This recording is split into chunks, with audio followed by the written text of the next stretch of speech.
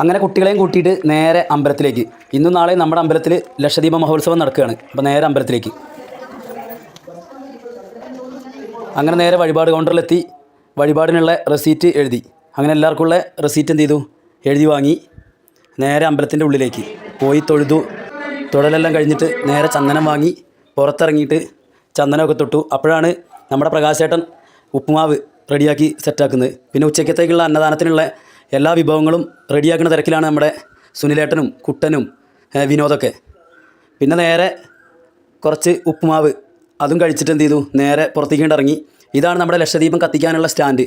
അതേപോലെ തന്നെ സ്റ്റേജിൻ്റെ പരിപാടികളും കഴിഞ്ഞിട്ടില്ല. ഓമനമ്മ അമ്പലത്തിൽ പോയി തിരിച്ചു വരുമ്പോൾ കഥ പറഞ്ഞ രംഗാണി കാണുന്നത്. അപ്പോൾ നമ്മുടെ അമ്പലം വരുന്നത് ഭൂതാനത്താണ്. ഞെട്ടിക്കുളം അങ്ങാടിയിൽ ബസ് ഇറങ്ങിയിട്ട് നേരെ ഭൂതാന അങ്ങാടിയിൽ വന്നു കഴിഞ്ഞാൽ ആരോട് ചോദിച്ചാലും പറഞ്ഞു തരും ശ്രീധർമ്മഗിരി വിഷ്ണു ക്ഷേത്രം. ഒരുപാട് വർഷത്തെ പഴക്കമുള്ള അമ്പലമാണ്. ഇപ്പോൾ പുനരുദ്ധാരണ പ്രവർത്തികളൊക്കെ നടന്ന് അമ്പലം ഈ രീതിയിലേക്ക് എത്തിയിട്ടുണ്ട്. ലക്ഷദീപ മഹോത്സവത്തോടനുബന്ധിച്ച് ഭാഗവതപാരായണ, അന്നദാനം, ഘോഷയാത്ര, കുട്ടികളുടെ പരിപാടികൾ, ഗാനമേള, തണൽ ഓർക്കസ്ട്ര അവതരിപ്പിക്കുന്ന നാടൻപാട്ടും അങ്ങനെ ഒരുപാട് പരിപാടികളുണ്ട്. അപ്പോൾ എല്ലാവരെയും ഈ ലക്ഷദീപ വാർഷിക മഹോത്സവത്തിലേക്ക് ഹാർദവമായി ക്ഷണിക്കുന്നു.